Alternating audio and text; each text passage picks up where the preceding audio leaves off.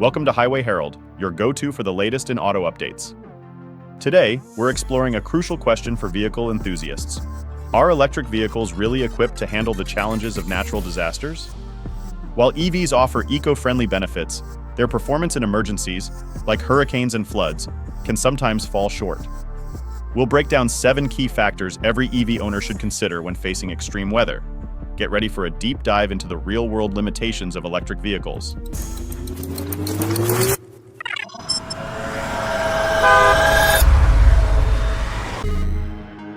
Number 7. The hidden danger: water damage vulnerabilities.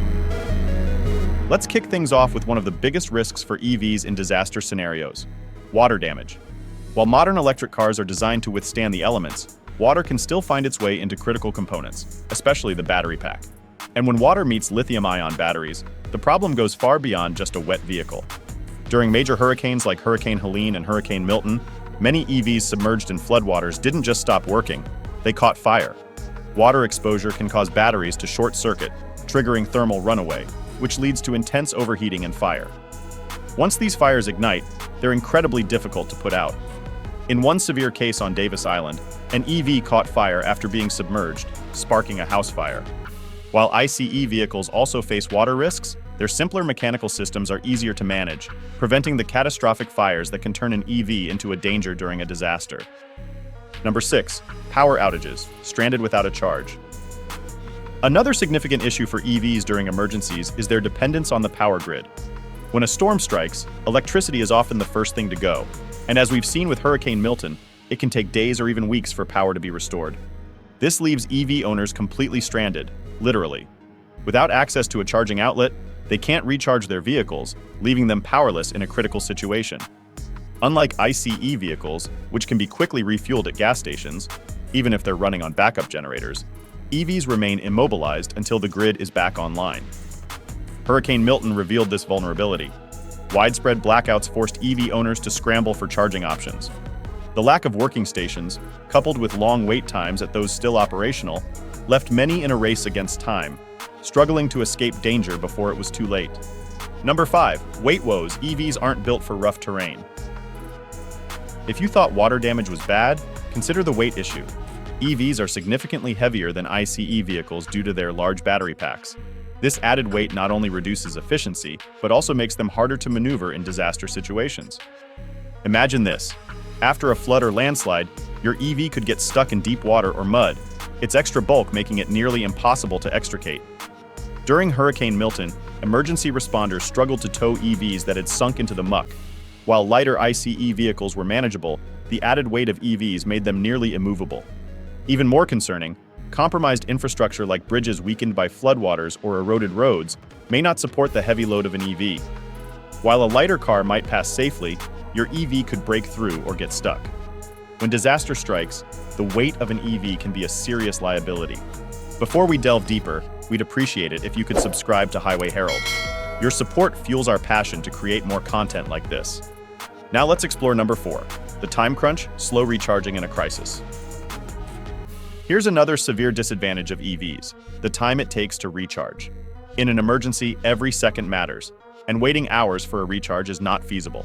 Even with a fast charger, it can take 30 minutes to an hour for a decent charge, time you may not have. Contrast that with an ICE vehicle, which refuels in minutes, getting you back on the road quickly. During Hurricane Helene, many charging stations were out of service or had long wait times, leaving EV owners stuck in lines. Additionally, vehicle-to-grid technology, which allows EVs to supply electricity to the grid, could leave your battery partially drained when you need it most. So even if your EV is fully charged before a disaster, there's no guarantee it'll have enough power when it's time to evacuate. Number 3. Stuck in traffic. EVs struggle with stop-and-go chaos. When disasters strike, gridlock often follows.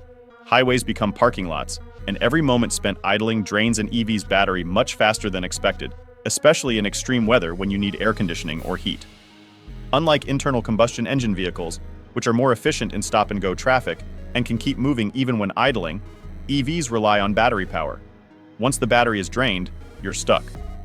There's no backup like jerry cans for fuel, and charging stations may be overcrowded or inoperable during chaos. Take Hurricane Milton, for instance. Many EV owners found themselves trapped in gridlock, watching their battery levels plummet while gas-powered cars cruised by. This highlights a major disadvantage of EVs in crises: their inability to endure prolonged stop-and-go traffic when continuous power is crucial. Number 2. The repair nightmare. EVs are harder to fix in a crisis. Natural disasters take a toll on vehicles, but EVs are particularly vulnerable due to their complex electronics and specialized parts. When the power goes out and roads become impassable, repairs aren't as simple as with ICE vehicles. Many EVs require specialized technicians and components, often in short supply during a disaster. Floodwaters, for example, can damage EVs' sensitive electrical systems, leading to serious problems. While gas-powered vehicles also face risks, their simpler systems are often easier to repair, sometimes with basic tools.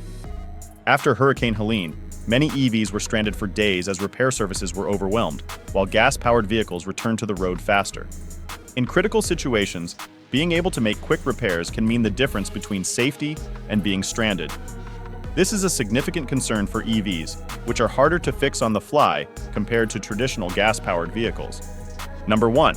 Emergency vehicles. Can EVs handle disaster duty? Governments are pushing for all-electric emergency fleets, but the question remains: are EVs truly equipped for disaster response?